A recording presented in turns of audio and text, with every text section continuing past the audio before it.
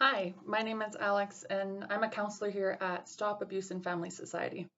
Here to do a session today on de-escalating conflict in relationships. Conflict is a normal part of any relationship. People can't be expected to get along all of the time on every topic that comes up. Um, Dealing with conflict in a respectful and positive way is actually an opportunity for growth and can ultimately, strengthen the bond between two people. An important part of dealing with conflict in a healthy way is developing skills in de-escalation. Before I get into some of the skills, I do want to acknowledge that de-escalating conflict in a healthy way does not mean feeling unsafe. So if there's any chance that you're in a dangerous or unsafe situation, de-escalation techniques are not always appropriate. So make sure that you fall back on safety plans you may have created, maybe call a crisis line, or of course always call 911 if you're in an emergency situation. De-escalation skills can include being aware of our own emotions, listening, attending to nonverbal communication, and sometimes even using humor. So with regards to emotions, if we're not centered or in control of ourselves, we can become emotionally overwhelmed in challenging situations. So our first task, if we feel we're in an argument is about to bubble up, should be to acknowledge our stress and try to self-soothe.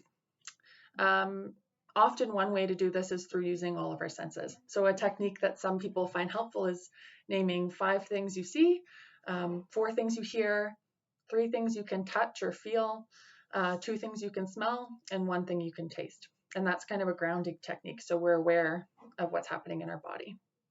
Attending to our stress and calming down allows us to notice and connect with our emotions. So noticing our emotions can allow us to resolve differences in a more adaptive way and leads us to being able to consider all of the options rather than just strictly focusing on rational solutions or kind of getting tunnel vision on the thing that worked during that one fight that one time a few weeks ago. Another skill is listening. So when we're able to reduce our stress and recognize our own emotions, we have an opportunity to practice active listening. By listening attentively, we can hear our partner's concern rather than being distracted by our own thoughts or coming up with rebuttals and pre-planning that, which I fall victim to often. So when de-escalating conflict, it's important to remain empathetic, even if we don't agree with everything our partner is saying. Empathy helps us understand why our partner feels the way they feel, and leads us to coming up with better, more effective resolutions. Evidence that we're engaging in active listening can come across through asking clarification questions, paraphrasing, and asking open-ended questions, so questions that don't just result in a yes or no. Another area is nonverbal communication. So nonverbal communication is the exchange of unspoken information. This happens through eye contact, facial expressions, tone of voice, posture, and gestures.